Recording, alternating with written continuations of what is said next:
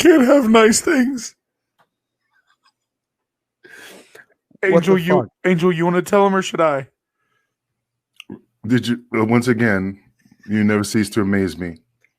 I muted my mic the moment we started, so any noise I didn't make, that wasn't me. I was muted since I went off air. We watched you cough. Dude, I was muted. We'll play it back at the end. But anyway, guys, Piers, you want to let everybody know why we're here? What's up, everybody? It is me, Piers Austin, the smooth talking, sexy walking Australian bearded man himself. Shut the fuck up, Kingpin Angel. He's pretty fucking old, but he's quick on his feet. He's the king of the street. He's Angel motherfucking Medina. And we're joined also once again by Kevin, a.k.a. Juan Stroman Rodriguez. Get these motherfucking tacos. What's up, fellas? And we're back for another episode of Wrestling with Tragedy. Guys, I can't wait to get into this episode tonight. It's going to be great. We've got a lot of stuff to cover. But guys, before we get into it, how's everyone been going, man? Like it's been a busy week. You know, everybody. I'm pretty sure everybody knows what we're going to cover. With the opening that we had, we felt, guys. I understand we're pretty far removed from the passing of Road Warrior Animal. Definitely very far removed from the passing of Road Warrior Hawk. But it is respectful that we do that. We will be talking about the Road Warriors today, and what an amazing topic to cover. I'm really looking forward to it. I'm really excited about it. When you think of the greatest tag team of all time, very, very few come to mind, and the Road Warriors are always in that conversation. So I'm doing great, man. It's a little early, but hey, I'm kind of getting used to running on Aussie time because of somebody who can't shut the fuck up during an intro. But I digress. Angel, what's going on, man? Man, I agree with you. I'm pretty excited to talk about the Road Warriors on our latest episode. But the first thing I want to talk about is what the fuck are you doing with a baldy gimmick haircut? That's gimmick infringement. I know he had a good reason. He had a good reason. I always shave my head zero all over. So I want to be like Kevin and Angel. Get the fuck out, bro. I'm going bald. Seriously, dude. So like, Angel, are you revamping the baldies? I know it's the Aussie DeVito right there. But like I said, again, I am pretty excited. Again, we took a little hiatus. And now our batteries are recharged. So I'm just stoked for these episodes coming up. Angel, you know what I'm excited about? Numbers, really. You know what I'm excited about? And I don't mean to take anything away from the amazing content of this show and what we're going to be doing. But what I'm really excited about, Angel, is we got merch. Piers, you want to tell them about it? We do have merch. Yes, sir. Over at Store Frontier, Wrestling with Tragedy now has some beautiful, beautiful merchandise. Let's check out a couple of these shirts that we've got available now to all of our amazing fans, supporters, listeners, watchers, wherever you're listening, wherever you're watching, you're in the right place. But let's show these people what we have available, Kev. So here at Wrestling with Tragedy, we have a lot more coming, but we knew for a fact we had to start out with these ones just because of the premise of the show and the overall popularity of the sayings that we've created that you guys really seem to like. So the first one we have is the Allegedly t-shirt from Wrestling with Tragedy. Also available in long sleeve, short sleeve hoodies, baby onesies, and face masks. Also, guys, and I think this is going to be Angel's favorite so far, the Hard Times shirt from Wrestling with Tragedy. Also available in everything that I previously listed. So if you guys want to get your hands on any merch from Store Frontier to help support the show, go to storefrontier.com/wrestling or Wrestling with Tragedy, and you'll be able to get your hands on both of those. And these are the hoodies that they come in. This is from my other store I have, but this is probably the softest hoodie I have ever owned in my life, guys. Also, you got to tell them it comes in variety of colors. Oh yeah, not varieties of colors, but the tiers. You get to choose. You are given, as opposed to our Pro Wrestling Tee store where you get just what's loaded up there, you can actually choose your color this time. So it's pretty cool, guys. I'm getting tie-dye. But also, let's not forget our other sponsors, guys. Let's give a quick shout out to A-Rock Designs on Facebook. A-Rock Designs is that company that you're seeing all over all the wrestling Facebook groups, pages, everything like that. They make custom hoodies, cups, t-shirts, tumblers, you name it, they make it. They made me this custom CM Punk tumbler. They made Kevin's Bullet Club tumbler there. They do amazing stuff. Head over there, speak to Ashley Rodriguez. They did not make Angel's bullshit orange tumbler. No, they did not make that shit. But head over to and speak to Ashley Rodriguez. She does amazing prices and an amazing quality of product, guys. You will not be disappointed. Next up on the sponsorship is Championship Belts, baby. That's right. Every wrestling fan in the world, boys, in the world, either owns a replica or a custom championship belt, or they want one. You know what I mean? We know a lot of wrestling fans, guys, and everyone talks about championship belts, where they can get them. Wasif Championship Belts is the place to go. If you want a custom championship belt or a replica of your favorite championship belt, guys, head over to Wasif Championship Belts. Check out the work. They have amazing deals, amazing payment plans, which we can pay off as little as $30 to $40 per paycheck until that belt is paid off and in your hot little hands. And believe me, the quality of these belts are phenomenal, guys. They're good enough to make Stevie Richards his belts, that's what I was going to say. We're doing right now. So absolutely. And the last but not least is also wait, he's not done. I just got to say one thing before we move on. Like I said, we're currently making a belt for Stevie Richards, and I got to say, Stevie Richards and Ben Hameen, thank you so much for the kind words you guys have been giving us on your show. We truly appreciate it, guys. Thank you. Absolutely, 100%. But also one other thank you I just want to throw out there is the Cicadas Band for providing that awesome song that you hear at the beginning of our intro video. Those guys are amazing. Go head over there and support them. They support this show. Please head out and support them. They do great music, guys. But awesome. Let's get on with the fucking show, boys. Let's talk about it. If you guys have been if you've been a fan of pro wrestling at any point in time in the last 30, 40, 50, 60, 70, 80 years, I know I'm exaggerating there a little bit, but you've heard the name, the Road Warriors. You've heard of Road Warrior Animal, Road Warrior Hawk, the Legion of Doom, whatever they happen to go by at the time. And like I said in the beginning, whenever you think of the greatest tag team to ever lace up a pair of boots, the Road Warriors are always going to be in that conversation. They absolutely dominated the territory scene in the late 1980s to the 1990s before they ultimately found a home in WWE. And the thing that was cool about them was, one of the things that made them so cool was, the reason they got the name the Road Warriors is because they never stayed in one specific territory. That allowed them to do a lot of things. It allowed them to stay fresh. It allowed the gimmick to stay fresh. You didn't get bored of tiring them. It made you want to see them. And you knew when the Road Warriors came to town, it was going to pick up. And to this day, guys, you get what's called the Road Warrior pop. When a crowd absolutely loses their minds and are just as loud as they can be, it is called the Road Warrior pop. And that is a title that I know through interviews. I never got to speak to him personally.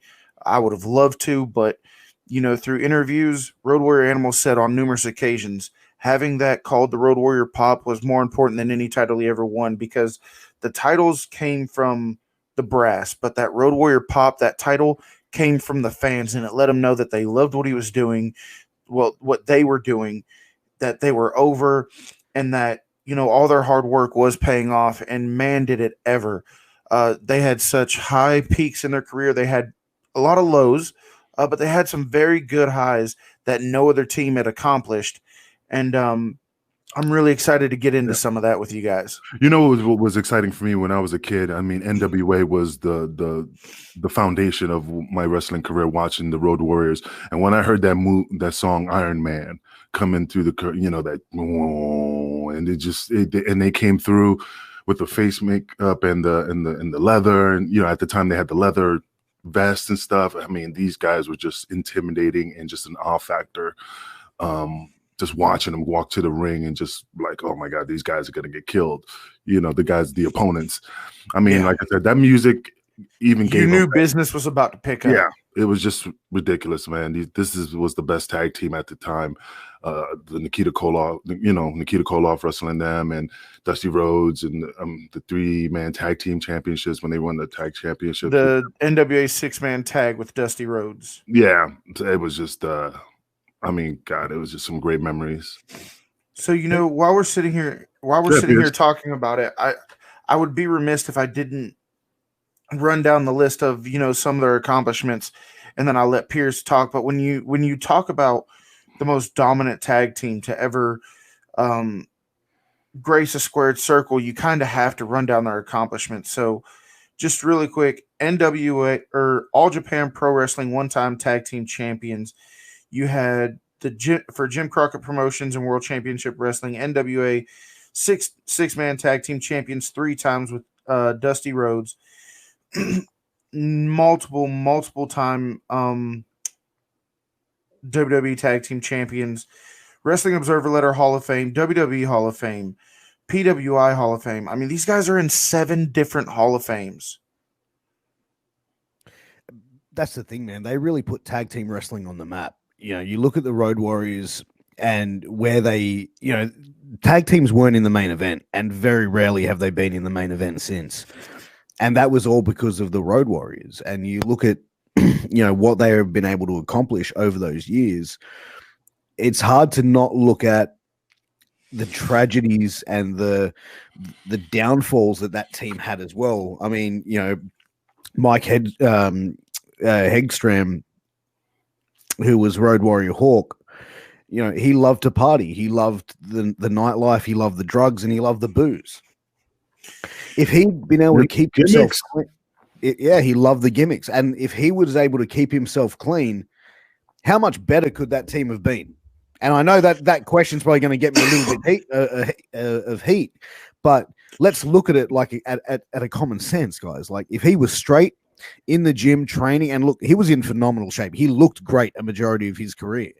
Mm-hmm. And I'm not saying that he didn't, but if he wasn't on the gimmicks, wasn't on the booze every single night, how much more greater could they have been? But you got to remember, man, back in those days, I mean, that was part of the lifestyle of a professional wrestler, getting on the gas, the gimmicks that were given out. I mean, I'm not saying it was a must, but it was just part of the locker room.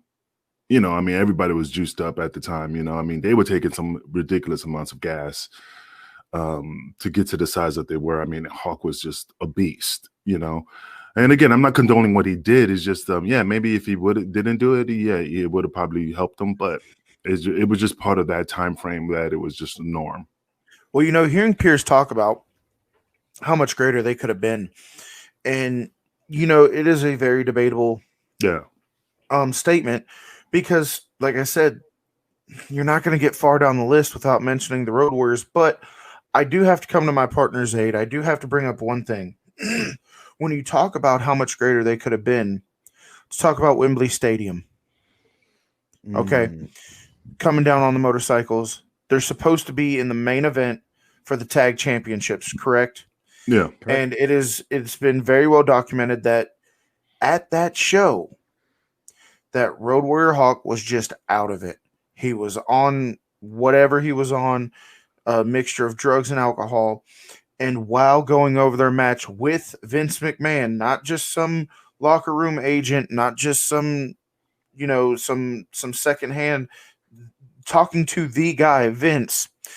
And every time Vince tries to say something, you're cutting him off, you're slurring your words, you can't stand up straight, whatever the case may be, knowing you've got to go down this ramp on a motorcycle. But anyway, the match was changed right there on the spot, going from the tag team championships in the main event to facing Nasty Boys, I think, wasn't it? No, Money Inc. Yeah, it was Money Inc. Was it Money Inc? Okay, yeah, you're right, Money Inc. They faced Money Inc. in what was it, the second match, which a lot of wrestlers have agreed that the second match is not a good spot to be, because at least if you're in the first match, the crowd is hype and ready for the show to start. But you were automatically changed from the main event to damn near the opener of the show. You were taken out of the title picture, and that ultimately led to Hawk disappearing. Now, like where you fall on the card determines your pay. Did you guys know that? Yeah, I'd heard that. Yeah, well, I've heard it, but I've never heard it from somebody who's actually been in the business. So if you can get a hold of Stevie and have him let me know, that'd be great. That's awesome. I'll get him. I've never been in WrestleMania. No, but it's true. If wherever you start on the card determines the factor of how much you're going to get paid. If you're main event, it's just a higher dollar. You're still going to get higher dollar if you start in the first match, but it ain't going to be the same amount when you get to the main event aspect. And if you do a dark match, like on the pay-per-views, I mean, it's still a good paycheck, but you get more if you were on the live pay-per-view instead of the showdown. You know what I mean? The opening. So essentially, Hawk fucked him an animal that he fucked themselves out of the biggest paycheck of their career at the time. Correct. Well, something like that, I believe that only mattered to Animal. And the reason I say that is because if anybody's seen the Road Warriors episode of Dark Side of the Ring, Road Warrior Hawk's family openly said that when Hawk came back from Japan, he was coming back with stacks and stacks and stacks of money. So, yeah, he might have lost the payday for wrestling, but I'm sure he made that money up somewhere else because, like I said, it led to his disappearing. That was at Wembley Stadium, and they were due to tape TV. So they left Wembley Stadium, and Paul Ellering and Animal were at the next venue here back in the States. And they're starting to look around, and they're looking for Hawk, and they can't find him. Asking, hey, where's Hawk at? Where's Hawk at? Anybody seen Hawk? Nobody can find him. Next thing you know, they get a phone call, and Hawk literally says, I quit. He's all the way in Japan. And, Road Warrior Animal really wanted to keep the gimmick going, let the situation die down, let everybody take a breather, and then come back with the Road Warriors. And after some time had passed. So that's what he's doing. He's kind of doing his own singles career at the moment. And the next thing you know, you got the Power Warrior over in Japan, which led to a very heated conversation between Road Warrior Animal and Road Warrior Hawk, where Animal's just like, look, I'm not doing that here in the States. That's our gimmick. That's what we built. And you're just going to plug somebody else into it. I don't know if you guys know this, but there are actually 9 people credited with being in the Road Warrior faction at one point in time. Yeah, no, I knew there was a few because they've had like Droz was there, Heidenreich, Sonny. But one of the things, and I do want to get to the Power Warrior because that colossal fuck up, I definitely want to touch on, Kev. But one of the things I want to go back and you mentioned as well was their entrance into Wembley on the motorbikes. We have to touch on that.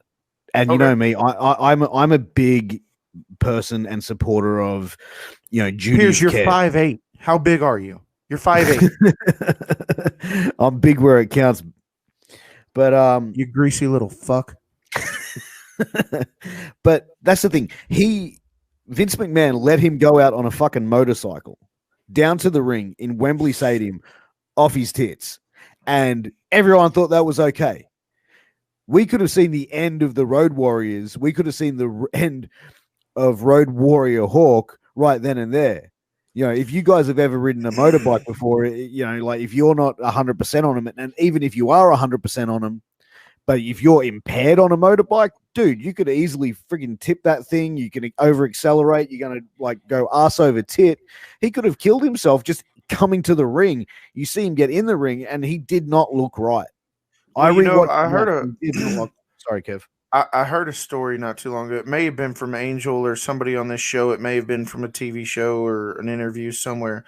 I can't really remember where I seen it, but there was a conversation between Vince McMahon and a medical doctor, and they were talking about how somebody could not go through the curtain and perform. And Vince McMahon literally grabs the medical doctor by the collar, and he goes, you mean to tell me you're going to fuck all ththese guys out of the main event? Are you serious? You get him through that fucking curtain. Yeah.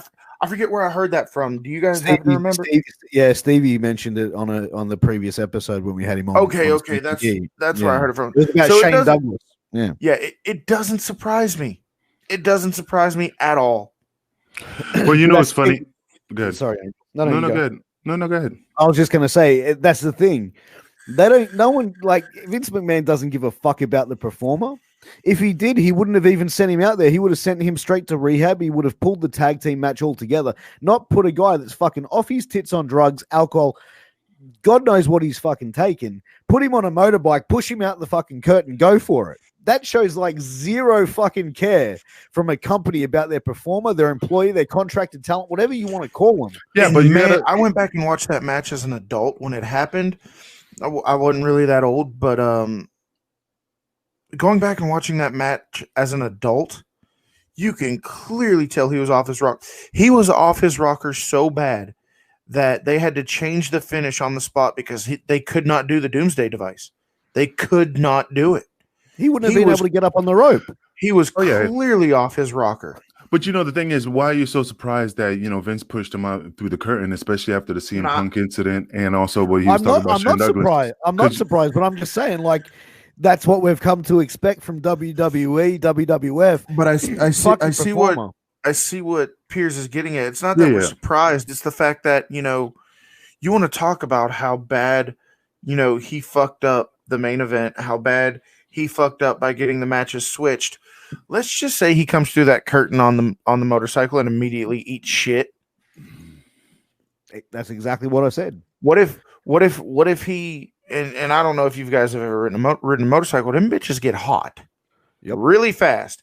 So it's not unreasonable to think that he comes through the curtain, lays that bitch down on his leg, and just gets burned all over his legs. I mean, it's not that. And before I get eaten alive in the comments, I know the bikes weren't on that long, but I'm flirting with possibilities here. And they were Harleys as well, weren't they? They were. I think so. Harleys are heavy. The brand.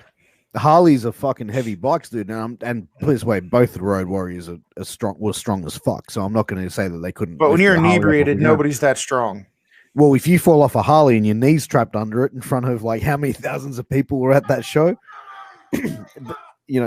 but that just goes to show, man. And that's what I was saying. I wasn't surprised by the idea of Vince pushing him out the curtain.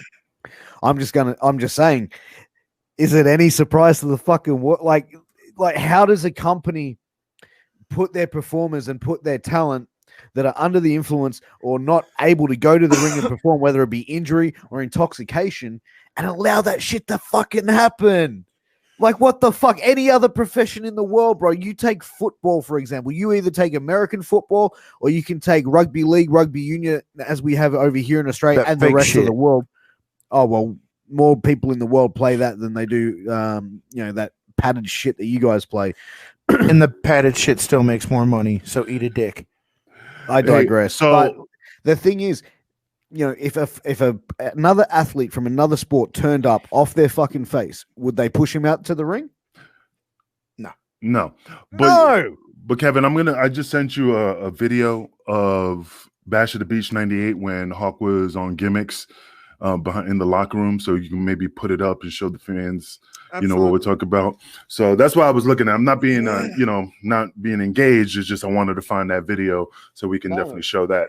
But let's touch on, as you said before, the Power Warrior, the Japanese gimmick, and then it was Kensu Sasaki. Yeah, man. No, had the same face paint, fucking everything, dude. Was the exact same. It was the same shit as the fucking Road Warriors. And to be honest, Animal had a right to be fucking pissed. Yeah, and the thing is, Hawk didn't. And I'm not saying it's hard to say he didn't give a fuck, but since he was so on the gimmicks and stuff like that, he just said, fuck it, I'm just going to do it, and didn't really ask his partner, hey, is it okay? Even though I'm not coming back, is it okay? And I know Animal wanted to, had some deals in the works to try to resolve the issues that happened so they can get back together. But then when he did that thing in Japan, he's like, what the, he just came out of nowhere. So it was like a kind of a slap in the face. Like, man, dude, you could have talked to me, before you did that. And I mean, that's crazy. But what would that mean in the business, Angel? Let me ask you this, right? Say, for example, this is the end of ECW. everything's closing up. The Baldies have just come off. Probably the biggest run of the Baldies was with the New Jack deal. How would you feel if you take Vic Grimes and he turns around and Vic Grimes, or even DeVito, who DeVito is like a brother to you. Let's be real. If DeVito, for example, went over to Japan or went over to the UK and got some other bald Puerto Rican and called it something similar, you know what I mean? He already did that, being part of one of the hottest tag teams in ECW, as the Baldies, he was tired of being the Marty Jannetty of the tag team. And then he went to ROH and hooked up with HC Loc, called the Carnage Crew, because Loc was bald. So Loc became the Marty Jannetty of that tag team. So yeah, absolutely. It was done, but I didn't take offense, but I would be hot. But they weren't stealing the complete gimmick of Baldies, though. I'm saying, like, if he went to ROH, perfect example, and started calling HC Loc Baldy Loc or Baldy Medina, you know what I mean? Or Kingpin Loc. Well, first of all, knowing DeVito, he would talk to me first, and I wouldn't give a fuck. But if I was a different person and he did that without talking to me, yeah, I'd be hot because we're known for that tag team. I mean, it was just us. Sorry, Vito. Just brother. Brother. What the fuck? Yeah. So, guys, he'll call Pierce. You little shit. Let's go ahead and take a look at the clip that Angel sent me. I'm going to go ahead and use screen share. I do want to take this chance to say that we will be using uncopyrighted footage. It is from the YouTube channel named The Referee. So, and we'll talk about it. Yeah, make sure you guys check out that YouTube channel and show them some support as well. But we are going to go and show a little bit of uncopyrighted footage of Road Warrior Hawk in the backstage area. Be the judge. You be the judge. The Beach 98. So let's go here. Let's go there. And all right, gentlemen, let's take a look. Roll that beautiful bean footage. Can you mute it, though? Because we might get kicked off. Everybody's on gimmicks in there. Oh, look at Dr. Death. Oh, look at that. Oh.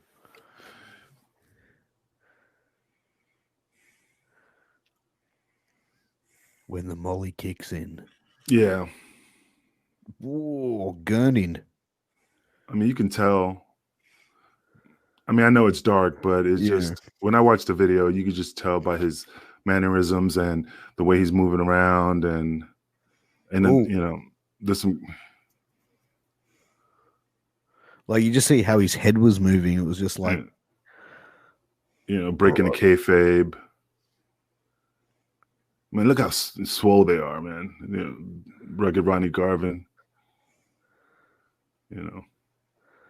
I don't know, man. It kind of looks like Dr. Death. Yeah, you look at him there. He looks like he looks like he's definitely impaired there. But I mean, yeah, him and Dr. Death look like they're feeling no pain right there.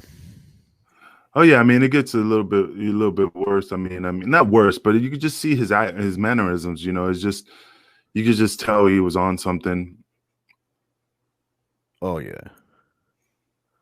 Look at Lex Luger, brother.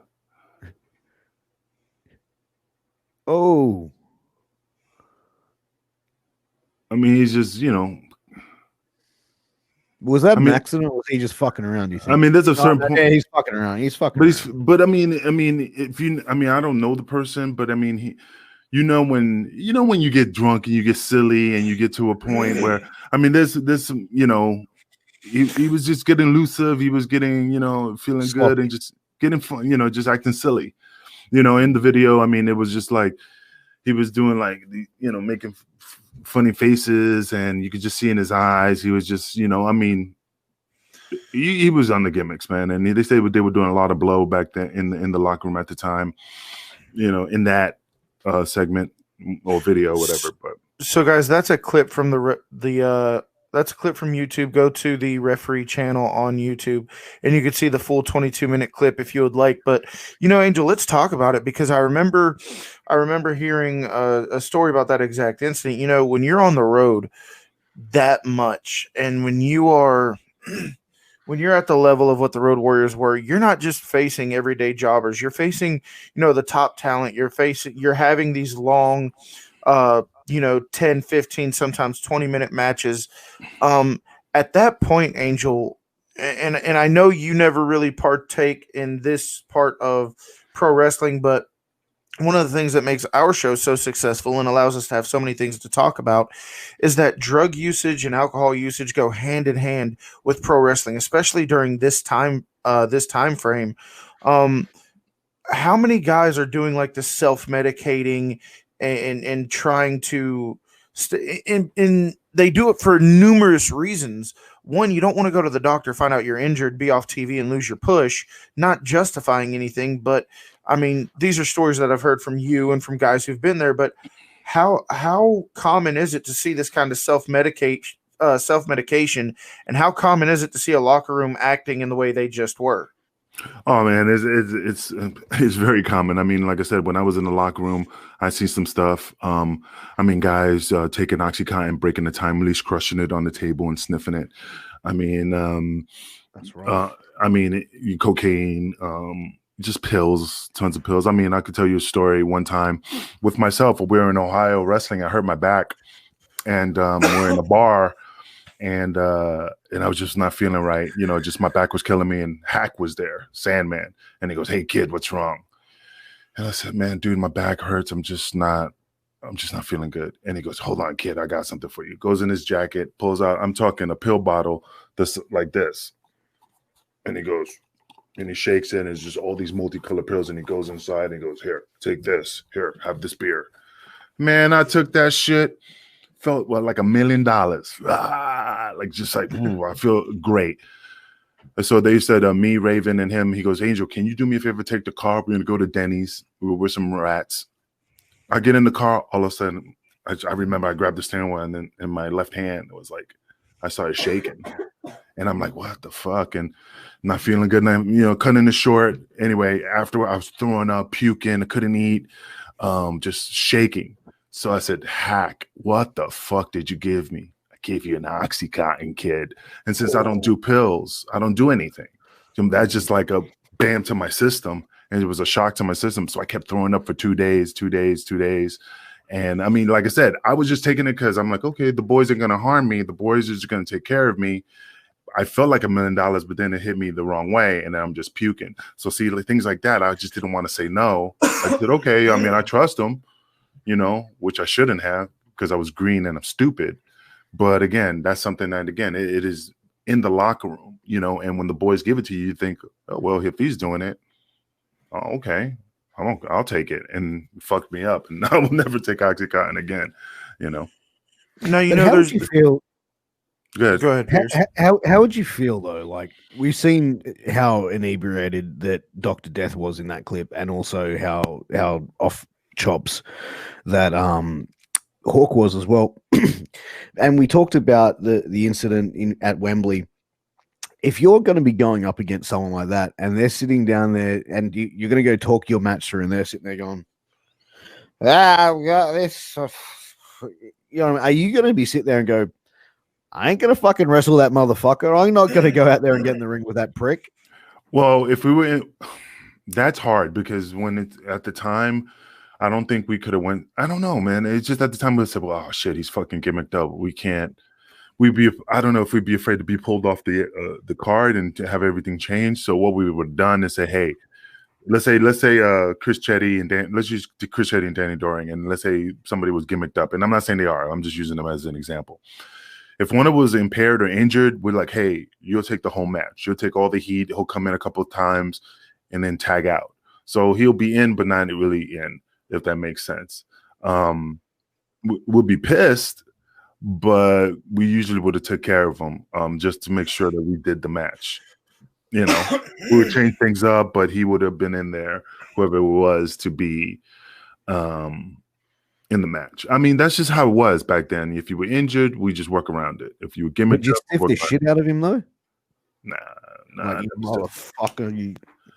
Nah, I had too much love for the boys. It just depends if it was just somebody we didn't know.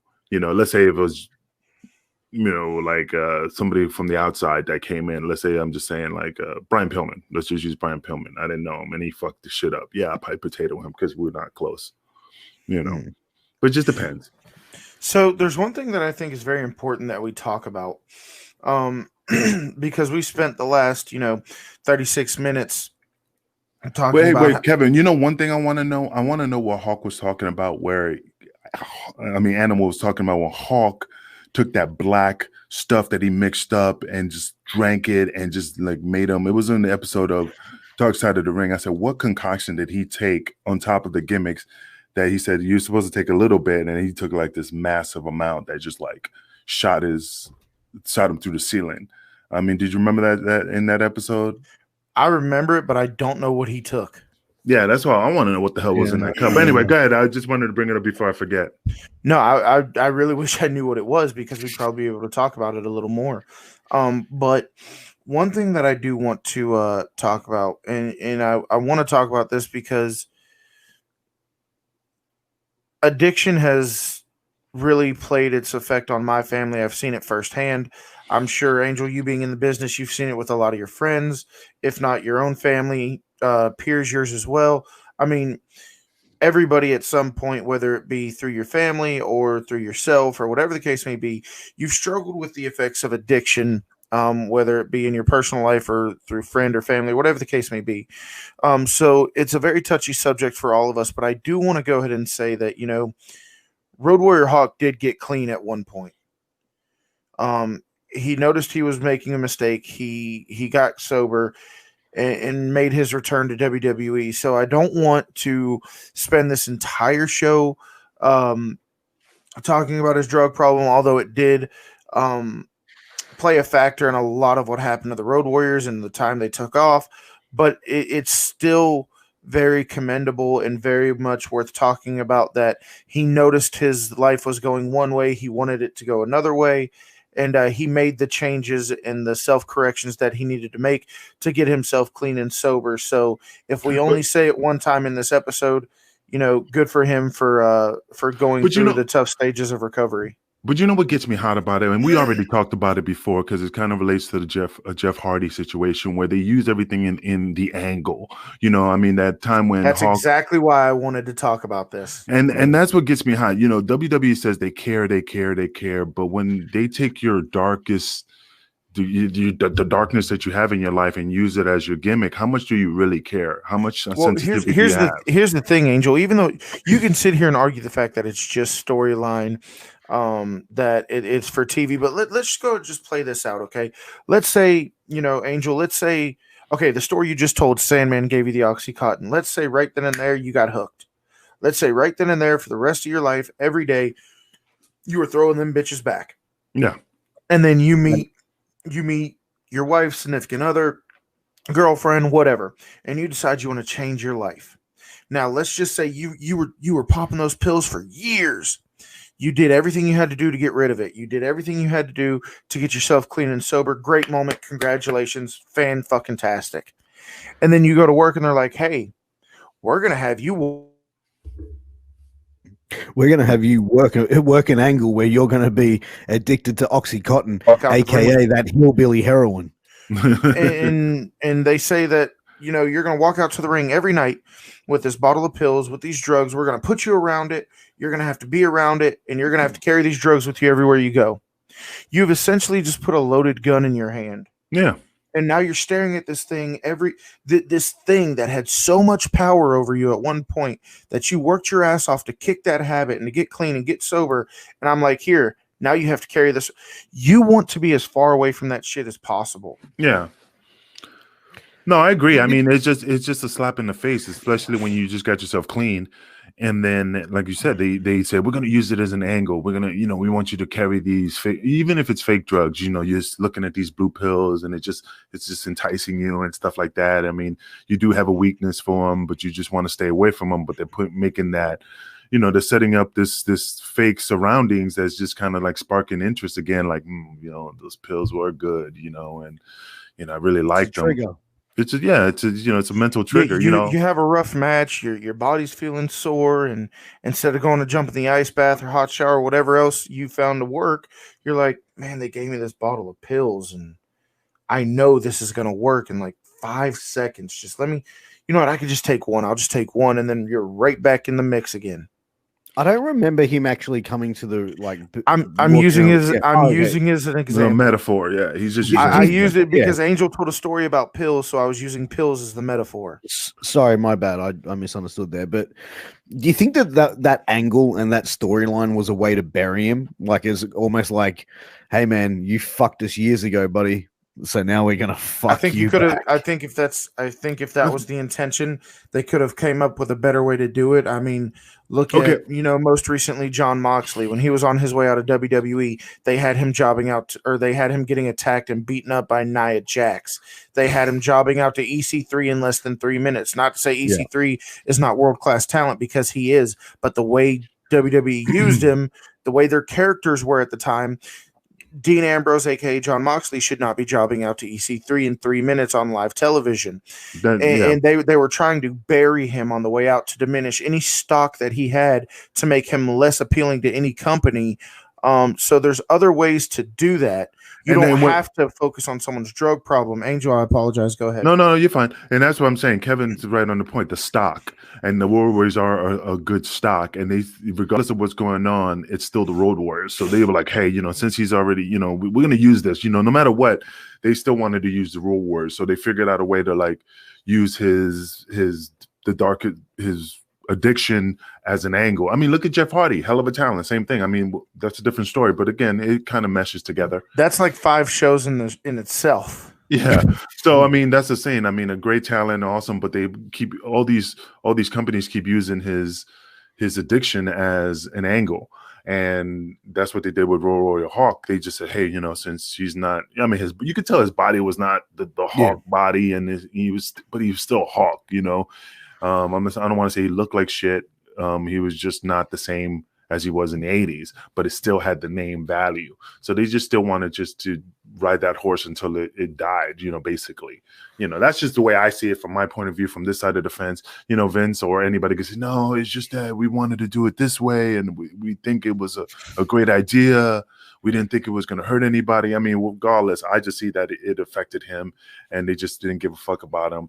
But they used them just to promote the show. What WWE does, man. Bleeds these fuckers how many times, I know how people are sensitive, I mean, do you see me and Kevin making fun of Pierce's height and stuff on the show? The guy would jump off his chair and kill himself. Oh, get the fuck out of here. Listen here, funky old Medina. Settle the fuck down. Fucking jabroni. Don't get him riled up, Angel. Fucking asshole. I mean, the glare. Kevin, I knew we should have got Vic Grimes for this show. We got the wrong fucking Baldy. The wrong fucking Baldy is you right now. Anyway, both you pricks can eat a dick. But my mates. We are, but the thing is that like I said, man, it's just so hard. In WWE is not also the one, like the only one that does this. TNA did it. I just don't. I mean, the business doesn't care about you. I don't give a rat's ass if they say they do, but they'll use you until and run you to the ground. And no matter if they put you in, their special program for drugs and rehab and stuff like that, they still don't give a fuck. They're just covering their ass. So let me ask you this question. After the passing of Road Warrior Hawk, as we all know, Road Warrior Animal still very much alive at the time, still wrestling, still with WWE. We talk about the Power Warrior, and we talk about him somewhat stepping into the shoes of Animal, or attempting to. Do we need to talk about Heidenreich? But before that, what about Droz? They almost did the same shit with him. But which one was put on the team to carry Hawk? I mean, because it was all three. Droz. It was Droz. That's what it was. I mean, that's what it all started. I mean, basically, like, they added that third member so he could balance out Hawk. So that's the way they did it. you know. So I don't think, and then they just took Hydrandrite, whatever he pronounces his name, later on, but because they wanted to cash in on the Road Warrior name without Hawk, you know, and I think here's the problem. Well, let me rephrase that. Here's one of the problems. When you have so when I think of the greatest tag team of all time, it narrows down to 4. And I could never pick between the 4. You have Demolition, you have Legion of Doom, you have the Rock and Roll Express, and you have the Midnight Express. It's always going to come down to those 4 for me, and I don't know where I land on who's the best. But for the sake of the argument, let's just say one of the best, if not the best, tag team of all time. Somebody who've built up such a fan base to this day, they're still known to have the Road Warrior pop. When you interchange any member of that, you can add to it, but don't you dare take away and don't you dare try to replace.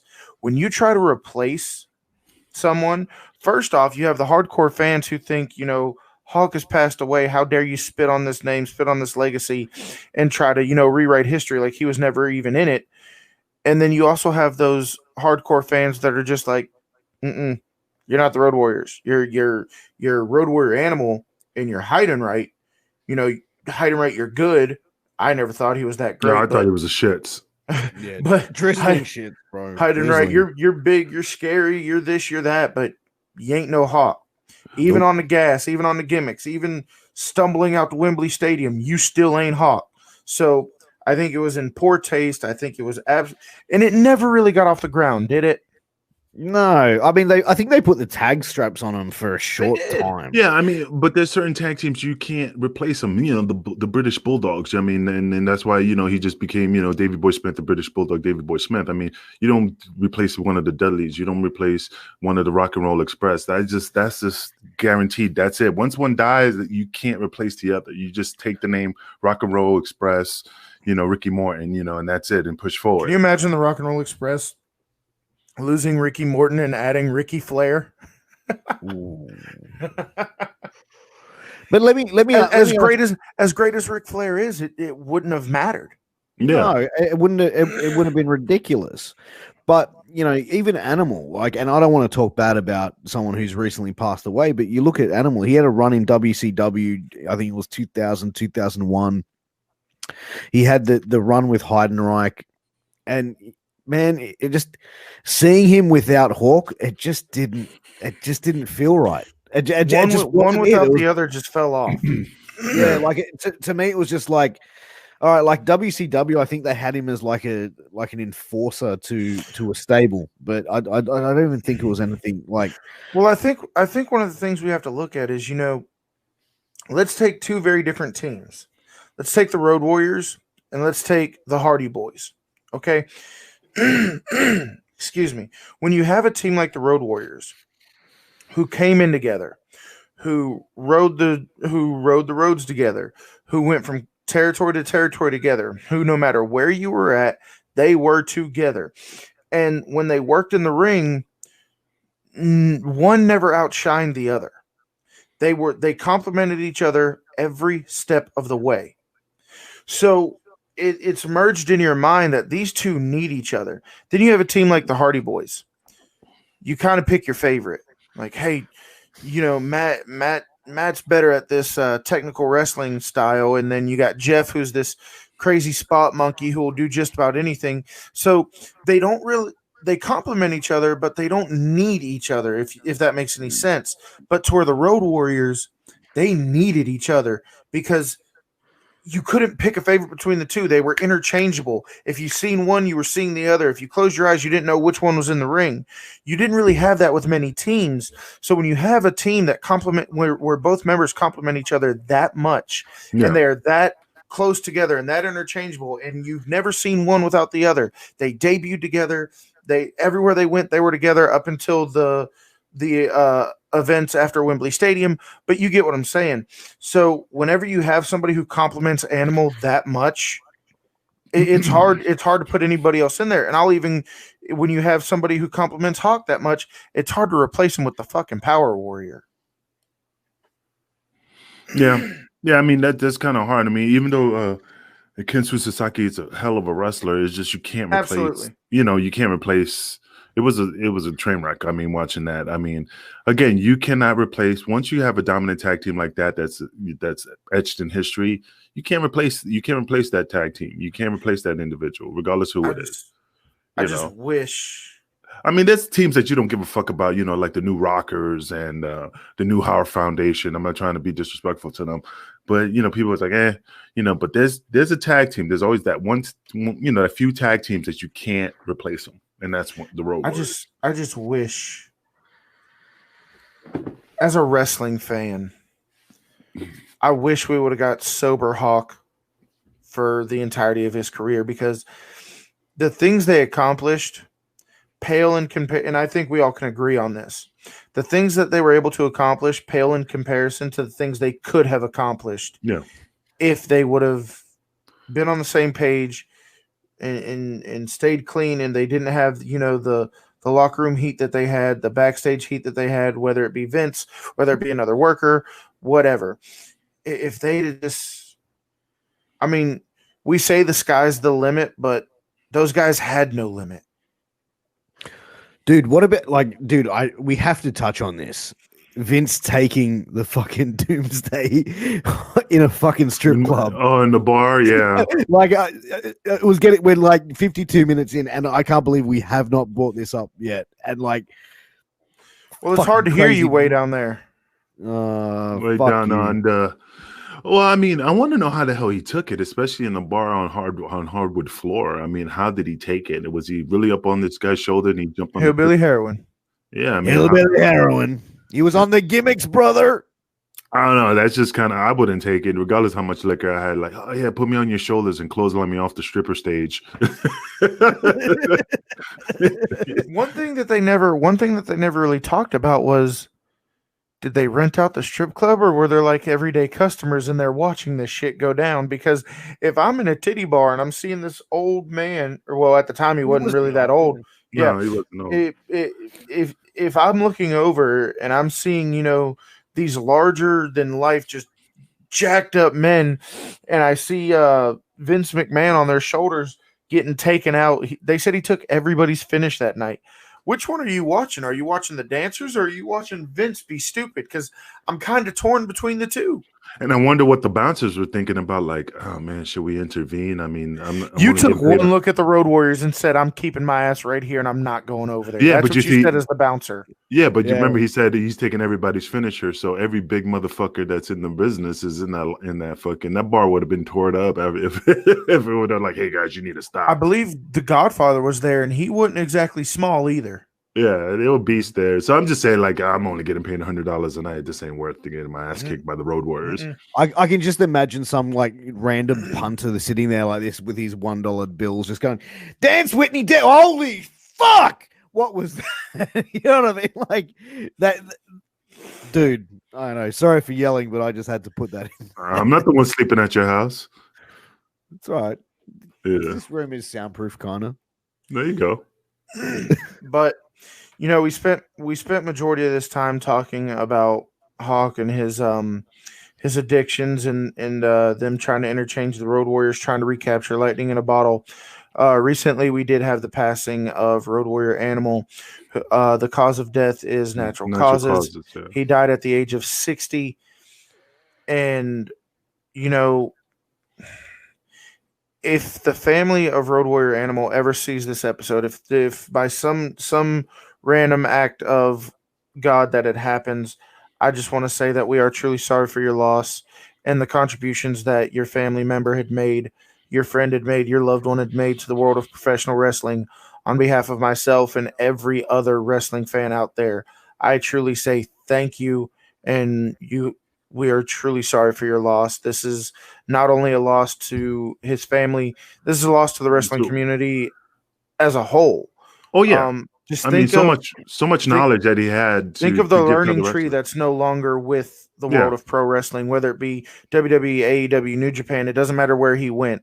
The vast amount of knowledge that he had to share with the younger generation is something you're not going to. You can't buy that in a store. You can't read a book and figure out the things that he could have told you. So the world of pro wrestling definitely lost a gold mine with Road Warrior Animal. Oh, And yeah. once again, just truly to the family, you have our condolences and thank you. Thank you for everything that contributed to the man that Road Warrior Animal was.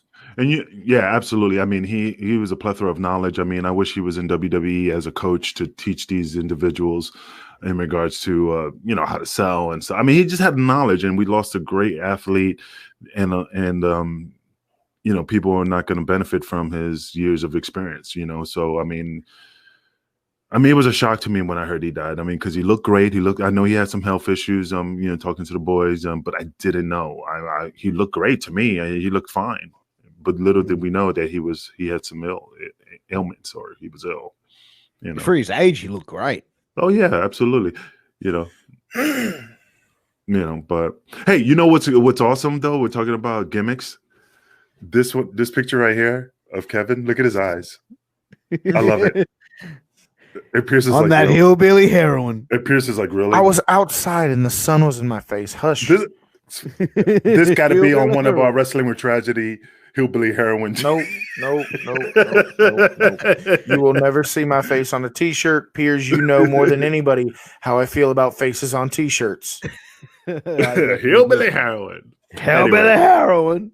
But yeah, man. I mean, it's like I said, I'm still shocked, even though it's still like how long ago? What, 2 weeks, maybe? A week? I don't know. Roughly. It's just roughly. It's just I'm still kind of trying to drink it in, and I'm still shocked. Well, not even 2 weeks before he passed, some good friends of ours were at an independent wrestling show, and he was there.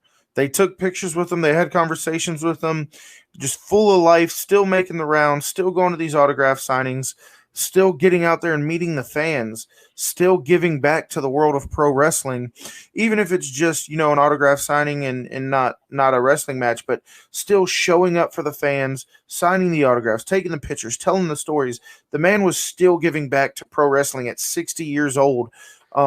So it's not like he had been long forgotten. He was still showing up at these events and really just giving back to that era that loved him so much. And just as much as we loved him, he loved us. He was one. I've met him once at a WrestleCade event in Winston-Salem, North Carolina. I can't really remember the year it was, but I put the pads on. I took a picture with him, and just one of the nicest guys that I had the chance to talk to at that event. So same here. I met him one time. I mean, he was nice as can be. I mean, I never knew him personally, but he was. The new generation could have learned a lot from him, both inside and outside the ring. Yeah, 100%. 100%. And was he ever in Australia, Pierce? Has he ever come down when you were? He has come to a couple things. I haven't had the chance to meet him. But just going off everything, I was a huge Road Warriors fan. I was a huge Legion of Doom fan. In Australia, like wrestling in the 90s and 80s, who didn't want the shoulder pads with the spikes on it? Who no one ever, bro, fuck, like it was the coolest thing ever. Oh yeah, dude, let me tell you this. Like, I know we're just about to hit that 1 hour mark, but do you remember when the New Age Outlaws came down and they fucking chloroformed them and shaved the fucking mohawks off? Mm-hmm. Like, I think it was around 98, 97. And dude, I was like 16, 17. Dude, I was sitting there like I had, trying to be a tough teenager. I was fighting back tears. I'm like, not the fucking Legion. It's like, dude, in 98, I was 7 years old. There you go, bro. There you go. But final thoughts, man. One of the greatest tag teams, definitely will go down in history. And I would say as the greatest tag team of all time. I'll say it right now. Yeah. But I can't disagree with you. I can't. But if Hawk was able to keep his nose clean, how great could they have really been? How much more greater could they have really, really been? It would definitely cement their legacy as, are they the greatest tag team of all time? To, you're damn right, they're the greatest of all time. And they're still in the conversation. Like I said, it comes down to 4 for me, and I can't pick between the 4. I really can't. If you say either one of those are the greatest tag team, I'd have to agree with you. But like I said, this recent passing of Road Warrior Animal is what really moved us to do this episode, and paying our respects to both Animal and Hawk, and the world of pro wrestling is going to feel this one. And they feel every loss. We mourn every loss. We are sorry for every loss, but this one hurts just a little bit more. It's almost as if a piece of our childhood died with it. And like we said, the learning tree that is no longer available to this newer generation is the biggest loss of all. Aside from obviously him losing his life, second to that, their learning tree that's no longer available is the second biggest loss that we're going to feel from this. And like I said, condolences to the family. We're sorry for your loss, but thank you for contributing to the man that he became. And also, just like we always say at the end of the show when we talk about drugs and gimmicks and all that stuff, even though Animal died of natural causes, if you know anybody out there that's struggling with addiction, please find them some help.